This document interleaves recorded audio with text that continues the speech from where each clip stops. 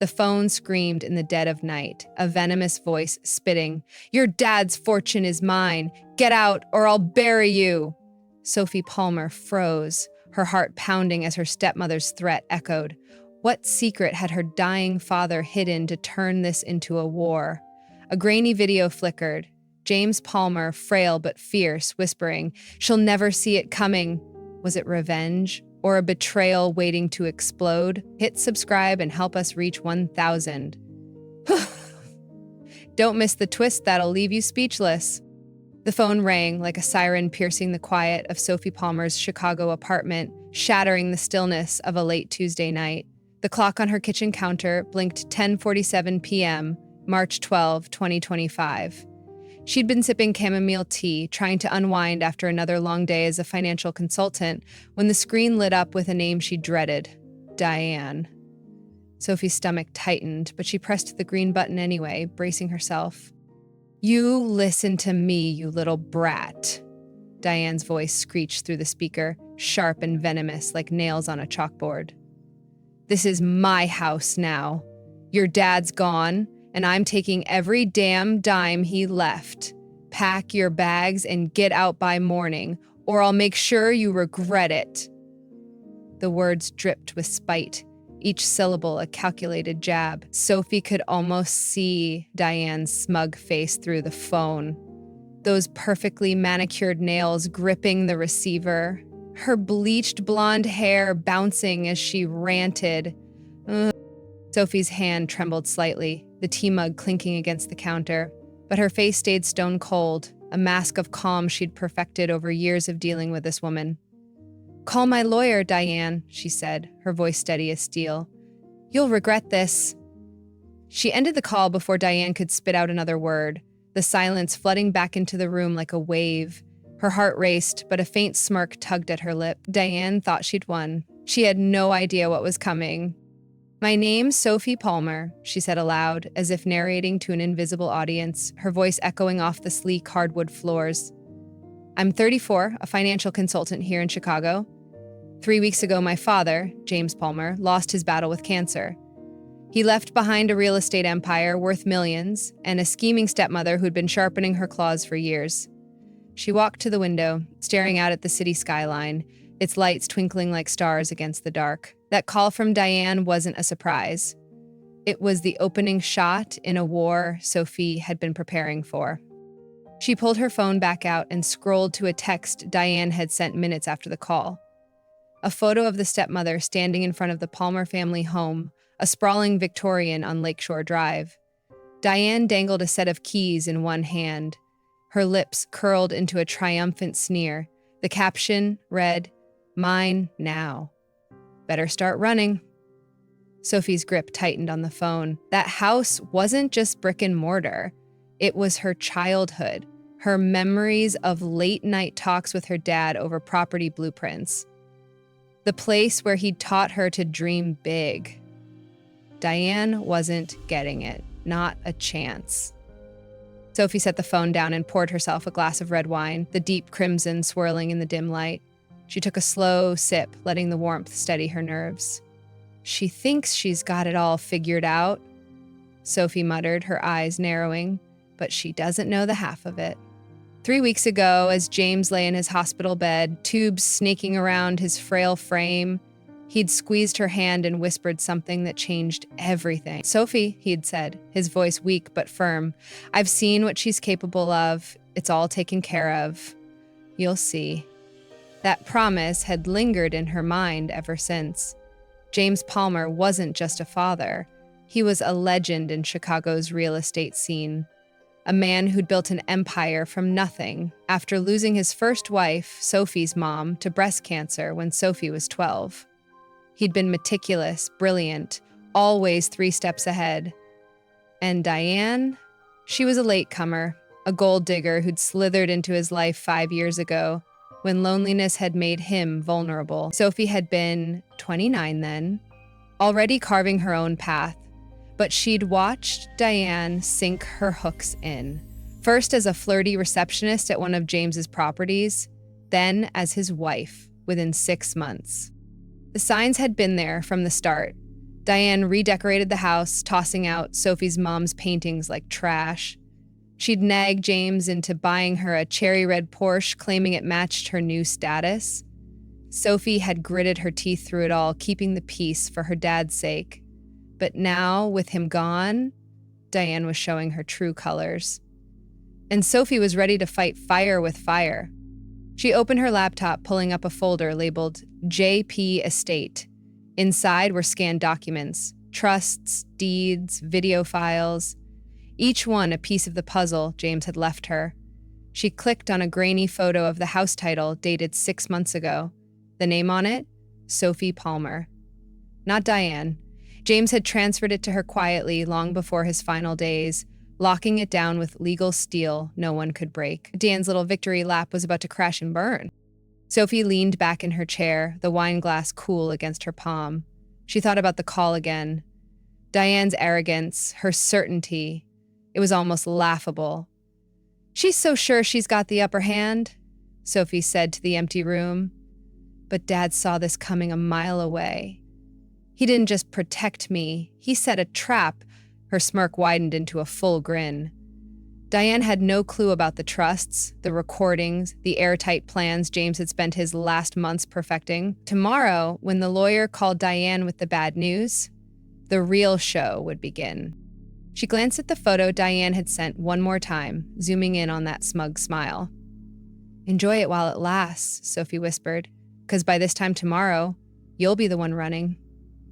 The city lights outside flickered, as if nodding in agreement. James had always told her the best revenge was letting people trip over their own greed. And Diane was about to take a spectacular fall. But a tiny flicker of doubt crept in. Diane wasn't dumb. She was ruthless. What if she had something up her sleeve? Sophie pushed the thought aside. "No," she said firmly. "Dad was smarter. He always was." She closed the laptop and stood, the wine glass still in hand. He saw everything. But is Diane really stupid enough to dig her own grave? Guess we'll find out. Sophie Palmer sank into the leather couch in her Chicago apartment, the glow of the city skyline spilling through the window. The wine glass sat empty on the coffee table, a faint red stain marking its rim. Her laptop hummed softly beside her, still open to the house title that bore her name. She closed her eyes, letting the memories flood in. Memories of a time before Diane, when it was just her and her dad, James Palmer, against the world. "I was 12 when Mom died," Sophie said aloud, her voice steady but laced with an old ache. "Breast cancer took her fast, too fast. After that, it was just me and Dad." She pictured him back then. James, a wiry man with sharp eyes and calloused hands, hunched over blueprints in their Lakeshore Drive living room. He'd built Palmer Properties from scratch, turning a single fixer-upper into a real estate empire that dominated Chicago's North Side. "He taught me everything," she continued. "How to read a market trend, how to spot a liar, how to stand my ground. We were a team." She opened her eyes and reached for an old photo tucked into a book on the table. A faded shot of her and James outside their first big project, a red brick apartment building in Lincoln Park. She was 16, grinning ear to ear, holding a sold sign, while James beamed beside her. "That was us," she murmured, "before her." The her was Diane Harper. Now Diane Palmer. A name that still left a bitter taste in Sophie's mouth. Diane had entered their lives 5 years ago, a whirlwind of perfume and ambition. At 42, she was 15 years younger than James, with a smile that could charm a snake and a wardrobe that screamed money she hadn't earned. She started as a receptionist at one of Dad's properties, Sophie recalled, her tone darkening. A downtown high-rise he'd just bought. 6 months later, they were married. She shook her head, still baffled by how fast it happened. James had been lonely after decades of widowhood.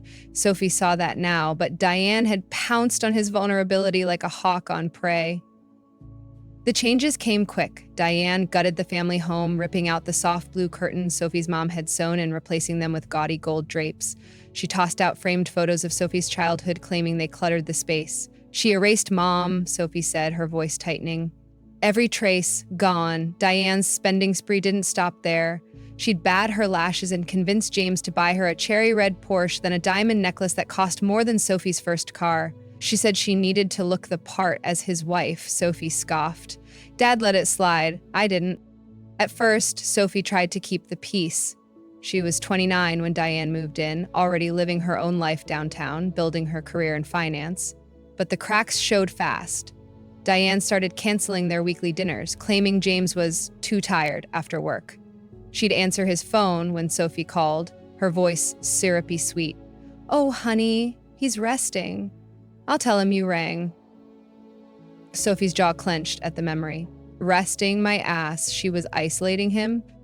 The real alarm bells rang 2 years ago, when James's health took a turn.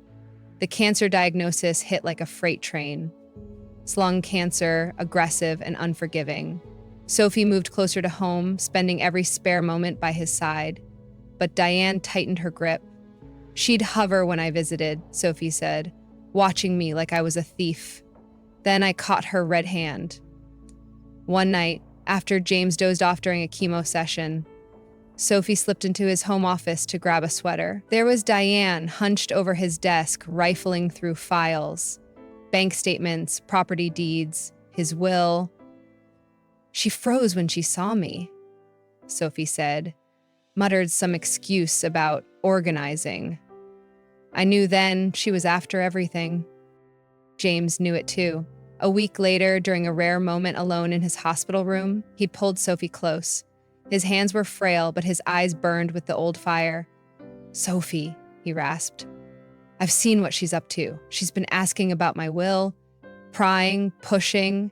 I married her because I was lonely, but I won't let my mistake ruin you." Sophie's throat tightened as she remembered his next words. "You're my daughter, my legacy, everything I built. It's yours." That's when he dropped the bombshell. "I've got recordings," he'd said, a ghost of a smile on his lips. "Every time she tried to twist my arm, I taped it. She doesn't know."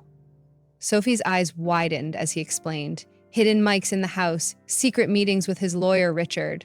One clip stood out in her mind. A late-night argument she'd pulled from a USB James gave her. Diane's voice hissed through the static. "Sophie's nothing, James. I'm your wife. I deserve it all." James' reply was ice cold. "You'll get what's coming, Diane. Not a penny more." Sophie stood now, pacing her apartment, the memory fueling her resolve. "He set it all up," she said. "Trusts in my name, ironclad, untouchable. The house, the business, the cash. He even recorded videos spelling out every decision just in case she tried to fight." She stopped at the window, staring at the distant glow of Lakeshore Drive. She thinks she's got the upper hand with that call tonight, but Dad built a trap she'll never see coming. Her phone buzzed. A new text from Diane. "You'll be sorry you crossed me." Sophie laughed, a sharp, bitter sound. "Crossed you? Oh, Diane, you've got no idea who you're dealing with." She set the phone down, her mind racing. James had always been a chess player, plotting moves years in advance. This was his endgame, and Sophie was his queen. But a question nagged at her. Diane was greedy, sure, but she wasn't stupid. What if she had a card to play? Some dirty trick James hadn't foreseen? Sophie brushed it off. No, she told herself. He was too careful, too smart. Still, the doubt lingered, a shadow in the back of her mind. She's ruthless enough to try anything, Sophie mused, but is she dumb enough to think she can outsmart him? We'll see. Sophie Palmer woke to the gray light of a Chicago dawn seeping through her apartment blinds. It was Wednesday, March 13th, 2025, and the weight of last night's call from Diane still hung in the air. She rolled out of bed, her bare feet hitting the cold hardwood, and grabbed her phone. No new messages from Diane, just that smug photo of her dangling the house keys, taunting Sophie from the screen. "She's got guts," Sophie muttered, tossing the phone onto the couch. "I'll give her that." She brewed a pot of coffee, the rich aroma filling the small kitchen as she replayed her father's words in her mind. It's all taken care of. James Palmer had spent his final months weaving a net so tight Diane couldn't wriggle free. And today, Sophie would start pulling the strings. She dressed quickly, black blazer, crisp white shirt, jeans, practical but sharp like a soldier gearing up for battle. By 9 a.m., she was out the door, headed to the Loop to meet Richard Grayson, her dad's lawyer and oldest friend. Richard's office sat on the 20th floor of a glass tower overlooking the Chicago River, all sleek lines and polished oak. He greeted her with a firm handshake, his gray hair catching the light. "Sophie," he said, his voice gravelly but warm. "You ready for this?"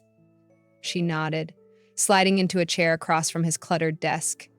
"Diane called last night," she said. "Told me to get out of the house, says it's hers now." Richard's lips twitched into a half smile. "She's in for a hell of a surprise." He opened a laptop and pulled up a file labeled Palmer Estate Evidence. "Your dad was a genius," Richard said, clicking through folders. "He didn't just lock down the assets, he built a case." First came the videos, over a dozen clips of James, frail but clear-eyed, sitting in this very office. In one dated 6 months ago, he spoke directly to the camera. "I, James Palmer, am of sound mind. My daughter Sophie is my sole heir. My wife, Diane, gets what's in the prenup. Nothing more. She's tried to manipulate me, but I'm not blind." His voice was steady, cutting through the static like a blade. Sophie's chest tightened. Seeing him like that, weak but defiant, stirred a mix of pride and pain. "He knew," she said softly. "He saw her coming." Richard nodded, pulling up another file. "That's not all. He installed cameras, hidden ones, in the house." Sophie's eyes widened as grainy footage flickered onto the screen. Diane, in a silk robe, hunched over James's desk at 2 a.m. She flipped through folders, muttering to herself, then typed furiously on his computer. Bank records flashed next, transfers totaling $487,000 from Palmer Properties to an offshore account in Diane's name, all dated in the last 2 months of James's life. "She was stealing from him," Sophie said, her voice rising with anger, "while he was dying." Richard leaned back, his expression grim. "Tried to, anyway. James caught it early, froze the accounts before she could move the cash. But this is fraud. Felony level." Sophie's hands clenched into fists. Diane hadn't just wanted the house. She'd been siphoning the empire itself, piece by piece. Her phone buzzed on the desk. A new text from Diane. "You'll pay for ignoring me," it read. "I've got dirt on your precious dad. Stuff the press would love." Sophie's pulse quickened, but she forced a laugh. "Dirt?" "She's bluffing." Richard raised an eyebrow. "Maybe. But she's desperate. I got a call from her lawyer last night. They're pushing for an emergency hearing tomorrow, claiming James wasn't sane when he changed the will." Sophie smirked. "Good luck with that. Those videos bury her." Richard tapped the desk. "Exactly. And the medical reports." He had his doctor sign off on his mental state every step of the way. "She's got nothing but hot air." He pulled out a thick stack of papers. "Trust documents, property titles, all stamped and notarized. The house? Yours since last September. The business? Locked in a trust with you as trustee. She can scream all she wants. Legally, she's toast." Sophie traced her finger over the house title, the ink a silent promise from her dad. "So, what's her play?" she asked. Richard shrugged. "She's hired a PI, some sleazy guy named Vince Russo. Word is she's digging for anything to smear you or James. Tax records, old deals, whatever she can twist." Sophie's jaw tightened. Let her try. Dad didn't leave a single loose end. She stood, pacing to the window. The river glittered below, a ribbon of steel winding through the city her dad had shaped. "She's pushing for speed," Richard said, watching her. "Thinks she can catch us off guard, but that's her mistake. They haven't had time to fake evidence, and we've got everything locked down," he grinned, a rare flash of mischief in his eyes. "Your dad loved a good chess game, Sophie. Tomorrow, we checkmate her." Sophie turned, leaning against the glass. "She threatened to drag his name through the mud," she said. "What if she's got something real?" Richard shook his head. Doubt it. James was clean. Ruthless in business, sure, but clean. She's grasping at straws. Sophie nodded, but the doubt lingered. Diane was a cornered animal, dangerous when panicked. She's ruthless, Sophie said, but is she stupid enough to think this'll work? She thought back to those final days in the hospital. James, barely able to sit up, had slipped her a USB drive. Evidence, he'd whispered. Keep it safe. She'd watched one clip that night. Diane leaning over his bed, cooing, "Sign this, honey." "It's for us." James had waved her off, his voice faint but firm. Not a chance. Sophie smiled at the memory. "He played her," she said. Even at the end. Richard closed the laptop. "Hearings at 10 a.m. tomorrow. Get some rest." She's going to come out swinging, but we've got the knockout punch. Sophie grabbed her coat, the USB burning a hole in her pocket. "Rest? Not tonight. I've got a trap to double-check." She stepped into the elevator, her mind racing. Diane thought she was the predator, but James had made her the prey.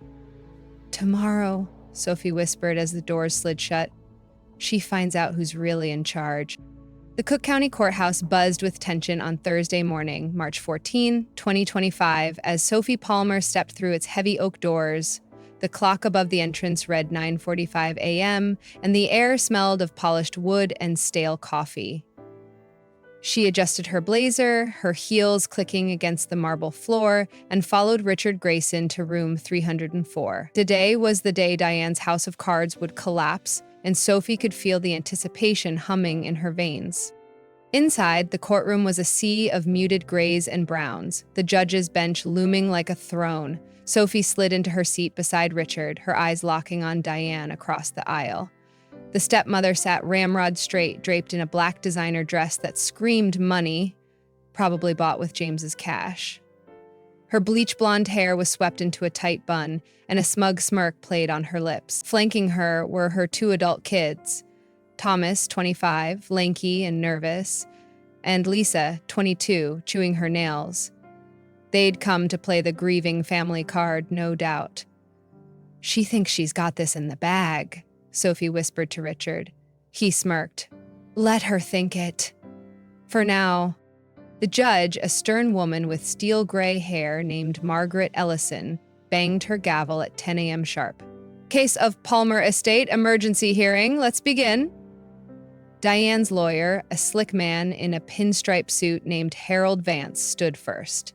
He strutted to the podium, oozing confidence. "Your Honor," he began, his voice smooth as oil. "My client, Diane Palmer, has been wronged. Her late husband, James Palmer, was coerced by his daughter, Sophie, into altering his will during his final fragile months. We contend he wasn't of sound mind, and Diane deserves her rightful share." Sophie's blood boiled as Vance spun his tale. He painted her as a scheming vulture, claiming she'd pressured James into cutting Diane out. "Sophie even tried to force Mr. Palmer to sell his company years ago," Vance lied, waving a forged document. Diane dabbed her eyes with a tissue, crocodile tears glistening. "I gave up everything to care for James," she sniffled. "I just want the house he promised me, the life we built together." The word "together" made Sophie's fists clench. Diane had built nothing, except a pile of credit card debt. Richard squeezed Sophie's arm. "Easy," he muttered. "Our turn." He rose, calm as a lake before a storm, and approached the bench. "Your Honor," he said, "we have evidence, irrefutable evidence, that Mr. Palmer was lucid and deliberate in his decisions, and that Mrs. Palmer," he shot Diane a pointed look, "has been anything but a devoted wife." The room fell silent as Richard plugged a USB into the court's projector. First came the videos. James's face filled the screen, tired but fierce, dated 8 months ago. "I'm James Palmer," he said, his voice cutting through the hush. "This is my will. My daughter, Sophie, inherits my estate, the house, the business, all of it. My wife, Diane, gets her prenup settlement, $50,000, nothing more. She's tried to bully me into changing this, but I'm not some senile old man." The clarity in his eyes was undeniable, a dagger to Diane's claims. Her smirk faltered, her tissue dropping to her lap. Next, Richard played the hidden camera footage. Diane appeared, sneaking into James' office at 3 a.m., rifling through drawers. She muttered, "Where's the damn will?" before logging into his bank account. The screen flashed to records. $487,000 transferred, or attempted, to her name. Gasps rippled through the gallery. "That's theft," Richard said flatly. "Felony fraud caught on tape." Diane's face drained of color, her hands gripping the table. Vance stammered, This is circumstantial. She was managing his affairs." But Richard wasn't done. He slid a stack of medical reports across the bench. Signed by 3 doctors. James's cognitive state was pristine. No dementia, no coercion, just a man protecting his daughter. The judge peered over her glasses, her expression unreadable but sharp. Then came the knockout blow. Richard played an audio clip from James's hospital room 2 weeks before his death. Diane's voice hissed, "Sign this, James. It's for us. Sophie doesn't deserve a dime." James coughed, then snapped, "Get out, you're done." The room erupted in whispers. Diane's kids shifted uncomfortably, Lisa staring at the floor, Thomas rubbing his neck. "Your Honor," Vance tried, "this is a misunderstanding," but Diane cut him off, leaping to her feet. "He promised me everything," she shrieked, her composure shattering. "Sophie turned him against me. I'm his wife. I deserve that house." The judge banged her gavel. "Mrs. Palmer, sit down. You're not helping yourself." Sophie bit back a grin as Diane slumped, her lawyer whispering furiously in her ear. Then, a twist Sophie hadn't seen coming, Thomas stood, his voice shaky. I need to say something. Mom made us lie about Sophie, said we'd get a cut if we backed her up. I'm sorry." The courtroom froze. Lisa gasped. "Thomas!" Diane whirled on him. "You traitor! After everything I've done for you?" Her voice cracked, raw and desperate. Sophie stared, stunned. Even Diane's own son had turned. Judge Ellison leaned forward. "Order!" she barked, slamming the gavel again. "I've seen enough. The evidence is overwhelming. Mr. Palmer's wishes stand. The estate remains with Sophie Palmer." Relief washed over Sophie, a weight lifting from her chest. But the judge wasn't finished. "Mrs. Palmer," she said, fixing Diane with a steely glare, "your financial activities, those transfers, warrant investigation. This court will refer you to the authorities. Do I make myself clear?" Diane's mouth opened, then shut. Her kids bolted for the exit, abandoning her as the gallery buzzed. Richard handed Sophie a file. "It's over," he said. "She's cooked." Sophie nodded, her pulse still racing. Diane's smirk was gone, replaced by a mask of fury and fear. "She thought she'd bury me," Sophie said, watching her stepmother gather her things. But Dad buried her instead. As they left the courtroom, Sophie glanced back. Diane stood alone, a fallen queen in a kingdom of lies. She's down, Sophie thought, but is she out? The question lingered, sharp and unsettled, as the doors swung shut behind her. Sophie Palmer stepped out of the Cook County Courthouse into the crisp Chicago afternoon of March 14, 2025, the weight of the morning's victory settling over her like a warm blanket. The sky was a pale blue, streaked with clouds, and the wind off Lake Michigan carried a faint chill. She clutched a sealed envelope Richard had handed her as they parted, something James had left for her, to be opened after the hearing. Her fingers traced its edges, a quiet promise from a man who'd never stopped protecting her. She drove straight to the Lake Shore Drive house, the Victorian masterpiece her dad had poured his soul into. The key turned smoothly in the lock, her key, now undisputed. Inside, the air smelled faintly of Diane's floral perfume, a lingering ghost Sophie planned to banish. She kicked off her shoes and walked to the living room, where Diane's gaudy gold drapes still hung. "First thing tomorrow," she muttered. "Those go?" She'd replaced them with her mom's blue curtains. Tucked away in storage all these years? Her phone buzzed. A news alert. "Chicago widow faces fraud charges after courtroom meltdown," the headline blared. Sophie skimmed it. Diane's attempted transfers had unraveled into a full-blown investigation, exposing a trail of shady deals stretching back a decade. She'd preyed on wealthy men before James, bleeding them dry with charm and deceit. But James had been different. He'd outsmarted her. "She's done," Sophie said, tossing the phone onto the couch. "For good this time." She sat at James's old desk in the study, the envelope staring up at her. With a deep breath, she tore it open. Inside was a letter in his spidery handwriting, dated 2 days before his death, and a photo. Her and James, grinning outside that Lincoln Park building they'd sold together when she was 16. Her eyes stung as she read, "My dearest Sophie, if you're reading this, it means everything went as planned. I knew Diane would show her true colors. I'm only sorry I brought her into our lives, but I never doubted your strength. The house, the business, it's yours now. You were always my true partner. Make me proud." Sophie wiped a tear, not of sadness, but of resolve. "I will, Dad," she whispered. She set the photo on the desk, a permanent fixture now, and leaned back. The victory wasn't just the house or the money. It was seeing James's foresight triumph, his trust in her validated. Diane's downfall had been spectacular, but this moment, holding his words, felt like the real prize. 2 weeks later, Sophie stood in the same study, now her office, surrounded by movers hauling out Diane's tacky decor. She'd scheduled Diane's final visit, supervised by Richard, to collect her personal belongings. The doorbell rang at 3 p.m. sharp, and there she was. Diane, looking smaller without her courtroom bravado. Her hair was flat, her designer dress swapped for a plain coat. Thomas and Lisa weren't with her, just 2 movers and her lawyer, a pinched-faced man clutching a clipboard. Just take what's yours," Richard said, handing Diane an inventory list. "And only what's yours." Sophie watched from the study doorway as Diane prowled the house, her eyes darting to items she'd once claimed. She lingered by an antique grandfather clock, a family heirloom from Sophie's mom's side. "James promised me this," Diane snapped, reaching for it. Richard stepped in, calm but firm.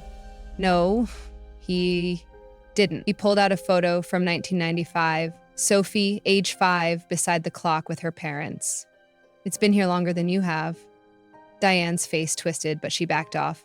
She tried again with a vase, then a painting. Each time, Richard shut her down with evidence. Finally, in the foyer, she turned to Sophie, her voice low and bitter. "You think you've won, huh? You'll end up alone, just like him." Sophie stepped forward, meeting her gaze. "He was never alone, Diane. He had me, his real family. You wouldn't get that." Diane's lips parted, then closed.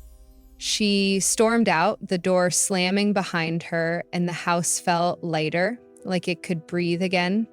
By April, Sophie had thrown herself into Palmer Properties. The staff welcomed her. Many had known her since she was a kid, trailing James to job sites. "Your dad showed us your college graduation photo," one manager, Carla, told her over coffee. "Bragged about your first deal nonstop." Sophie smiled, warmth spreading through her. She expanded the business, snapping up a new high-rise downtown, and launched the James Palmer Scholarship. Full rides for kids from single-parent homes chasing real estate dreams. The first winner, a girl named Mia, reminded Sophie of herself at 18. Hungry, scrappy, ready to build something. One night, sorting through James's files, she found a journal hidden in the desk. A log of Diane's schemes, late-night calls to shady lawyers, attempts to forge his signature, every move he'd tracked. "He knew," Sophie said, awed, "every step." The police had closed their case, too. Diane faced 5 years for fraud, her reputation shredded. She hunted the wrong mark, Sophie thought. Then, a curveball. A plain envelope slid under her door, no stamp, no return address. Inside, a typed note. "I know a secret about James Palmer. A big one. Meet me at the old Lincoln Park site midnight tomorrow, if you dare." Sophie's pulse quickened. She reread it, then laughed. A sharp, defiant sound. "Someone's still playing games," she said, tucking it into her pocket. "Fine, I'll bite." She stood, gazing at James' photo. The business thrived, the house was hers, and Diane was a fading shadow. But this note? It was a loose end. one she'd tie up herself. "You taught me to face everything, Dad," she said. "Let's see who's behind this." She grabbed her coat, a spark of curiosity igniting. "Diane's out? But is this story over? What do you think, guys?" she asked the empty room. A nod to the audience beyond. "Drop your guesses below. I'm ready for whatever's next."